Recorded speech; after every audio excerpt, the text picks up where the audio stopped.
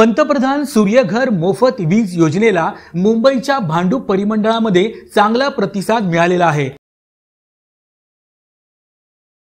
महावितरणाच्या या परिमंडळात 600 ग्राहकांनी आपल्या घराच्या छतावर सौर ऊर्जा प्रकल्प बसवलेले आहेत आणि त्यामधून त्यांना मोफत वीज मिळणे देखील सुरू आहे। यामध्ये ठाणे शहरात 53 तर वाशीमध्ये 150, पेणमध्ये 397 अशा एकूण 600 ग्राहकांनी सौर वीज मिळवण्यास सुरुवात केलेली आहे। यामुळे त्यांच्या वीज बिलाची बचत होत आहे।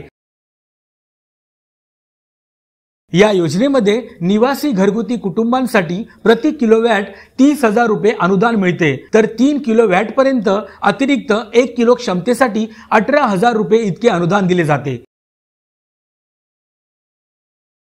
ही योजना फायद्याची असल्यामुळे नागरी भागात देखील ग्राहकांचा मोठा ओढा सौर ऊर्जेकडे वाढत आहे। महायुती सरकारमुळे नागरिकांच्या वीज बिलाची मोठ्या प्रमाणात बचत होत आहे।